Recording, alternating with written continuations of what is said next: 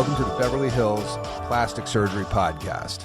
I'm here today in Beverly Hills with my most virus-free co-host, Millicent Rovelo. How are you doing? Good morning. How are you? Good. Dr. Rovelo, I don't know if you're truly virus-free, but I think you are. I hope I am. I'm not having any symptoms. Have you? Are you? I definitely have had no symptoms, but we truly don't know if we've even had it already or whatever. But this coronavirus is making people totally insane. Totally insane. So let's preface this by saying that this is probably the weirdest week we've had in Los Angeles in a long time. And I think that's probably applicable across the country. We are sort of in the midst of coronavirus frenzy. Corona-apocalypse. Corona-apocalypse. That's totally what it is. How are you surviving the corona-apocalypse? Well, I'm surviving very well. For one thing, I understand viruses, and so do you, even though we are not infectious disease experts. No, let's make that very clear. We are plastic surgeons who understand disease. We went to medical school. We studied virology. Yep. I will mention that I did get an A at Vanderbilt in virology. I think my only clean molecular biology A that I ever got while I was in that impossible major. By the way, do you know at Vanderbilt that 250 people declared molecular bio as their major, and 23 of us graduated with the major. I could totally see that. Having taken molecular biology, brutal. I could see that. With that said, we're not infectious disease experts, but we do know what we are doing about coronavirus, and we want to share that with our listeners. Yes. And I think it's important to note, like you said, we are not the specialists, but we do have the training in taking care of sick patients and in understanding disease processes. So I think it's just helpful to sort of get our take as medical professionals on what we see and what we think will potentially happen going forward. Yeah. I mean, right now, what's with the toilet? What's with the toilet paper? Maybe that's the name of this podcast. That's what it is. What's with the toilet paper? Oh my goodness. We've talked about this. I am the worst at buying in bulk. I cannot do it. I shop every 5 to 7 days and I get exactly what I need. It's my 5 apples, 1 avocado, 1 box of cereal, and that's it. So my usual day to go grocery shopping is Saturday or Sunday. So I did my usual weekend grocery shopping. Nothing there. There's nothing. There's nothing there. It's crazy. And the lines to get in, the lines at the grocery store, it's absolutely nuts. And I think that's probably a little overkill because we're not being quarantined yet. We're not stuck in the house yet. And even if the government were to shut down and say no one can leave their houses, you'd still be able to go get groceries. Right. They would say, except to do essential functions. Right. They wouldn't lock doctors down because somebody needs to take care of these patients. They wouldn't lock down grocers because people need to eat. Groceries, pharmacies. Right. So, and I do want to also bring it home for people about the statistics on this coronavirus. Like, there are 98 to 99% of people who get sick, not who are exposed to the virus. Like they have they diagnosed. Let's look at the different levels of what people say on the news. There's this many people tested positive.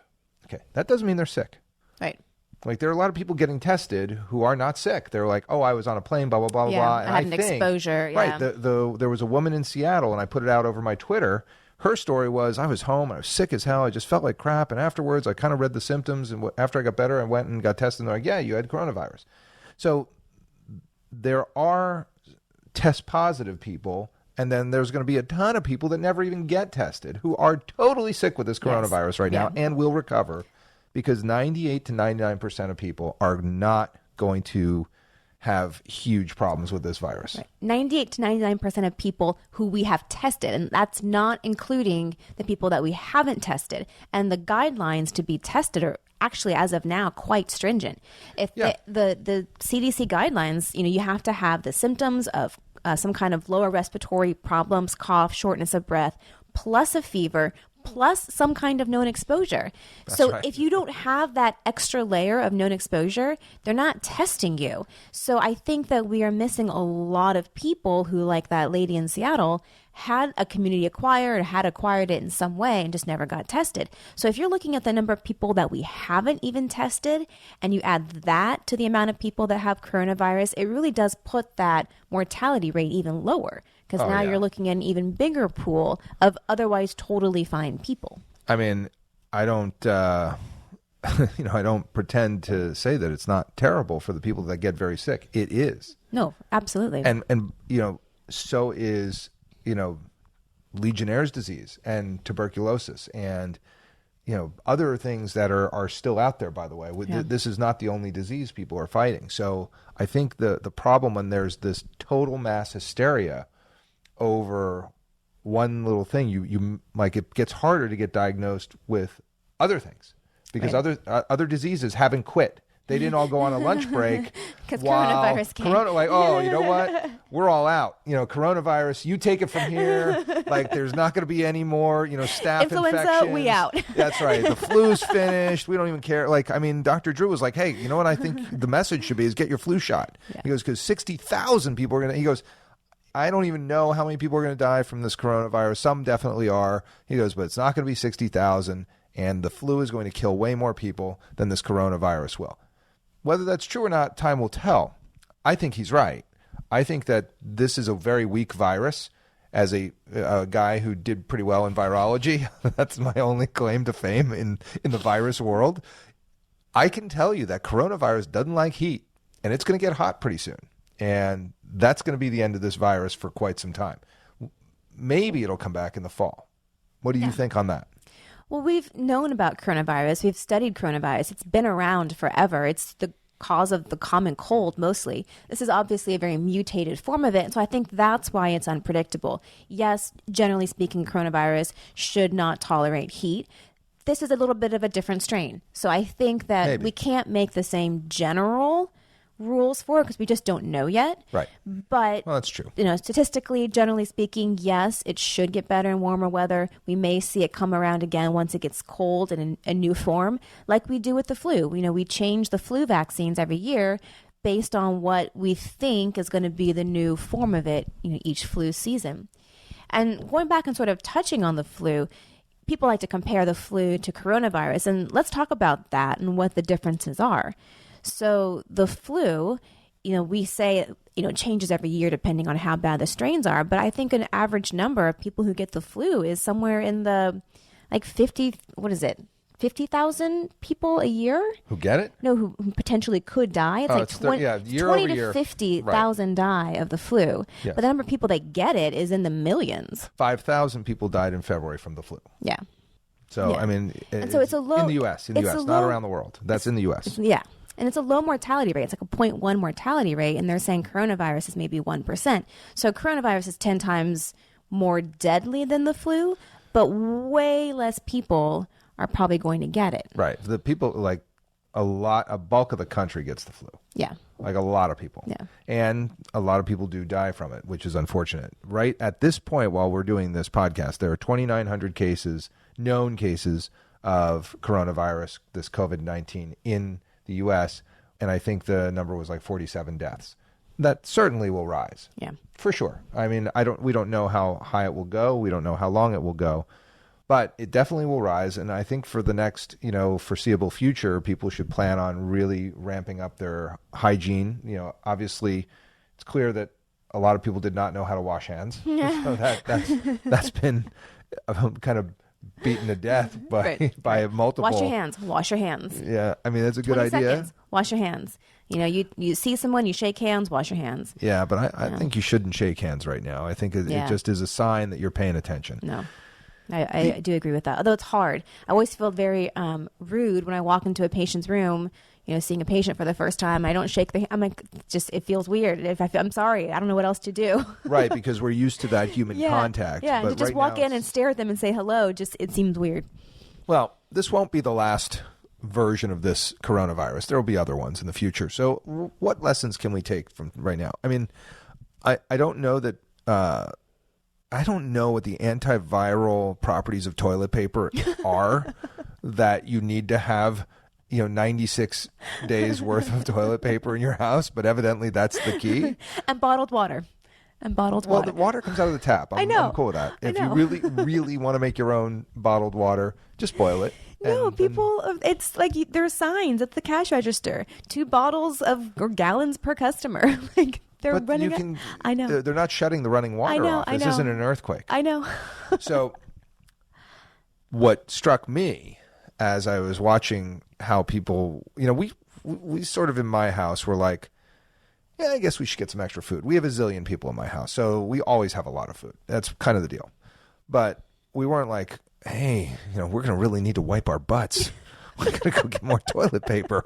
Like, there's something down with this, butt wiping and the virus. Like, we got to do this. But whatever. If people want their toilet paper, I get it. There are other options. If there are no toilet paper, I'd like to say that facial tissues actually make pretty good butt wipes if you need showers. Showers are good. Baths, yes. I remember a security guy at Cornell at my medical school that would not wipe his butt. Every time he had to have a bowel movement, he would take a shower. And I just was like, okay, whatever you got to do. You need to shower every time. So he would have to leave to go home and then do a whole routine. But he would not be buying toilet paper at this point. He'd be like, what is with you people? He'd be fine. He'd be like, cool. So if that's all you need to get through coronavirus is some water and toilet paper, that's great. For most of us, that's probably all you need to get through this and then pandemic. wash your hands. You wash your hands, distance yourself from others that may be sick.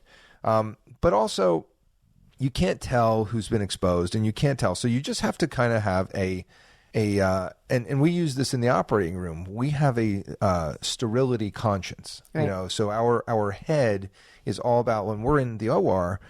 If we think something's contaminated for some reason, we just change. We get rid of it. We get rid of it because this is contaminated. Give me a new one. Right. So you don't even take the chance. Your sterile conscience really makes you aware. So I think it's good for the U.S. and for the rest of the world. And there are some places, they really need to develop even a little bit of sterile conscience if you don't want to spread disease all over the place. And so that works. So if you think a surface needs to be wiped down, wipe it down. You think you forgot whether you washed your hands before you came into the room, wash your hands. Change your clothes, do the things that you need to do that really eliminate any chance that even if you did get exposed, that you're going to pass it on to yourself. Yeah. Right. The other thing is don't pick your nose. I know it seems I feel ridiculous like we're to say. Kindergarten lessons here. Don't pick your nose. That's right. Wipe Don't suck hands. on your fingers. Don't poke other people in the eyes. But it's true because this is how this virus moves around. Now, I will tell you that I really do believe that the measures that are being taken are extraordinary, but they're probably necessary in the fact that you can't really depend on everybody to do the right thing. They just aren't going to do everything independently well. There are going to be people that are like, I'm not going to get sick. It's not for me. It's not hitting young people, which is more or less true. It's not, which is really curious. Yeah, about the kids this aren't virus. getting sick with this, thank God. Or they are carriers. Yeah, they might have it, but for some reason, as opposed to the flu, it just doesn't affect them as much. They don't get sick, or they're very mild. But little disease vectors that they are, they're passing it on to everyone around them. Totally. And so that's a good reason to shut down the schools. My kids did not complain. I know. I was kind of anti the whole LAUSD shutting down. My son's in LAUSD, Los Angeles Unified School District right now. But the more I thought about it, the more I was like, yeah, that's probably the right thing to do. That's a lot of kids in a very close space. It is a lot of potential disease spreading. Right, especially if they're not getting sick from it. Right. They don't really know. They don't have symptoms. They pick their noses. They pick their noses. They pick their butts. They do all that stuff. Don't wash their hands. That's true. And then they eat it. It's awful. It's just gross. When you, I don't know if you remember your infectious disease class, but we had this guy he was like 11, and he taught us infectious disease basically with a story about how he got every single infectious disease on the planet at some point. And every one of them was basically I felt sick, then I had diarrhea, then I didn't do well after that. So it's you just would hear these stories and you'd be like, man, I am never touching anything ever again. But the truth is you can touch things. And the fact is most people aren't going to get sick from this. Most people are going to recover from it.